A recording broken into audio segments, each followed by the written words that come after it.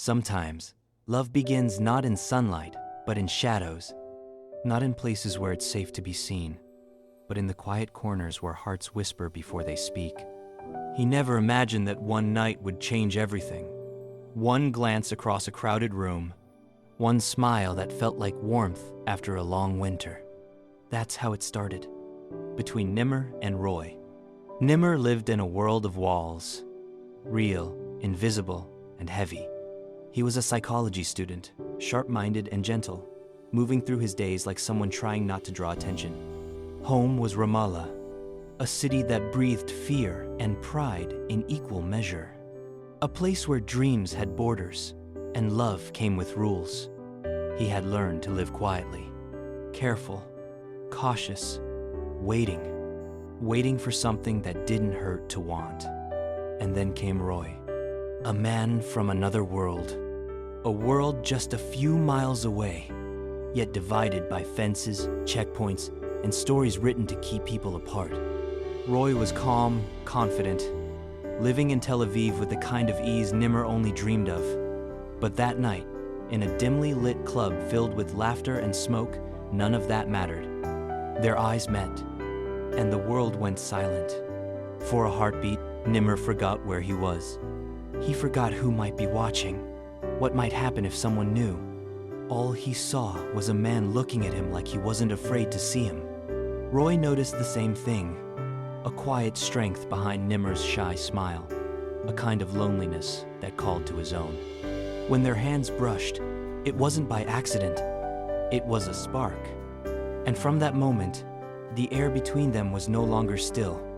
That night stretched into something neither of them could name. They walked together, talking about nothing and everything. Roy asked him about his studies. Nimmer asked about his work, his life in Tel Aviv. The city hummed around them, but for them, it was all background noise because they were listening to something else entirely, possibility. When they said goodbye, it wasn't really goodbye. It was a promise that would find its way back. Days later, Roy couldn't stop thinking about him, about the way Nimmer looked away when he smiled, the way his voice softened when he spoke about dreams he couldn't chase. So he called, and Nimmer answered, heart racing, voice trembling, half fear, half hope. Their second meeting was quieter. A small cafe, rain tapping gently on the windows. Roy arrived first, nervous in a way he hadn't been in years. When Nimmer walked in, everything around him faded again. Their conversation was simple, but the meaning behind every word was not. They talked like two people standing on the edge of something dangerous, knowing they were about to fall, and deciding not to step back. That night, they kissed. Not the kind of kiss meant to be remembered by the world, but one meant to be remembered by the heart. Slow, careful, trembling, as if the universe itself was holding its breath. From that night on, they began to build a world of their own. One built in whispers, small touches, hidden laughter. Roy would cross the border just to see him. Sometimes for an hour, sometimes for a night. Every visit was a risk, but every moment together made the danger feel worth it. In Roy's arms, Nimmer felt something he hadn't known in years. Safety. Not from the world, but from the ache inside him. And in Nimmer's eyes, Roy saw a kind of purity he didn't find in his own world. Love that asked for nothing, love that gave everything. They talked about the future in fragments. A small apartment, maybe, one day.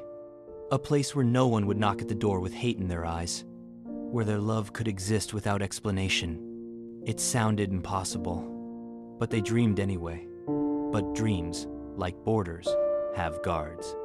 Nimmer's family didn't know about Roy. They couldn't. His brother Nabil had ties to people who believed men like Nimmer were shame. And shame was something you erased, not embraced. At home, he was the good son. Quiet, dutiful, obedient. In Tel Aviv, he was free. Just enough to remember what freedom felt like. Roy began to see the cracks between those worlds. He saw the exhaustion behind Nimmer's smile, the fear that never quite left his eyes. and he wished he could take it all away. But love, when divided by a border, is never simple. One night, after another long drive across the checkpoint, Nimmer confessed softly, "Is greater than, sometimes I think I'm living two lives. One that belongs to them, and one that belongs to you." Roy took his hand. "Is greater than. Then let's build a third one that's ours." It was a promise that felt like sunlight, warm, impossible, and fleeting. Time began to blur. Weeks became months. They met whenever they could. In secret apartments, under city lights, on quiet beaches where no one asked questions. They made love like men who didn't know if they'd ever see tomorrow. Every embrace carried the weight of a world waiting to break them. And yet, for a while, it was enough. Nimmer got an internship offer in Tel Aviv. A small chance to stay longer, to work legally, to be closer to Roy. He was ecstatic. Roy celebrated with him. They went out, laughed, talked about plans. But life, cruel as it is, doesn't stay kind for long. The security service called Nimmer in. Questions, suspicion. His name was linked to his brother, the one involved with political resistance. Guilt by blood, not by action. He was questioned, watched, and suddenly, the freedom he had borrowed began to collapse. Roy tried to help. He used his connections, called friends, lawyers, anyone. But the system didn't care about love stories, especially ones that didn't fit the rules. The pressure built. Nimmer's family began to sense his distance. His brother confronted him, angry, bitter, afraid. "You think you can live like them? You think you can belong there?" "I just want to be myself," Nimmer said quietly. "Then you're already lost," his brother replied. That night, Nimmer couldn't sleep. He stared at the ceiling, wondering how something so beautiful had become so heavy. Love wasn't supposed to hurt this way. But when you live between worlds, every choice is pain. Roy noticed the change. He reached for him one night, whispering, "Whatever happens, you're not alone." Nimmer smiled faintly. "I know, but sometimes it feels like love is the only place I exist." Then came the night everything began to fall apart. Roy waited for him at their usual spot. Nim never showed. Hours passed, and then the call came. He had been stopped at the border, questioned, threatened. They took his papers, revoked his permit to enter Tel Aviv. Just like that, the small bridge between their worlds was gone. Roy drove through the night, furious, desperate. He tried to reach him, but the calls went unanswered. When he finally saw Nimmer again, there was distance in his eyes. Fear had replaced hope. "They know about me," Nimmer whispered. "I can't come back, not without risk." Roy pulled him close. "Then we'll find another way." But the words hung between them, fragile as glass, because they both knew there was no easy way. Every border crossed now was a gamble. Every meeting, a risk of being caught. Yet, they couldn't stop. Love had already taken root, and neither could tear it out. Roy tried to find legal help. Asylum, a visa, anything. He made calls, pulled strings, faced rejection after rejection. Nimmer, meanwhile, was trapped in silence, unable to move forward or back. His brother's world closing in from one side, the state from the other. And yet, between all that darkness, they still found each other. A night here, a moment there, breathing each other in like oxygen, loving each other like it was their only rebellion left. But rebellion, in a world like theirs, never ends quietly. The world around them began to tighten, like a noose, slowly closing. Every day, Nimmer felt the air grow heavier, whispers at home, questions at school, the sense that eyes were following him wherever he went. Roy could feel it too, the fear seeping into their conversations, the pauses that didn't used to be there. He wanted to fix it, to protect Nimmer, to make him feel safe again. But safety was a language that didn't exist between their borders. Every word of love felt like defiance. Every promise felt like a crime. One evening, they met in a quiet apartment on the edge of the city, curtains drawn, lights low. Roy brought food, trying to make the night feel normal. Nimmer tried to smile, tried to pretend, but the weight of what was coming sat between them like a shadow. "Is greater than I can't stay here," Nimmer whispered. "They've taken my permit. I can't cross anymore." Roy's voice trembled. "Is greater than. Then I'll come to you." "Is greater than you can't," Nimmer said, shaking his head. "You'd never be safe there."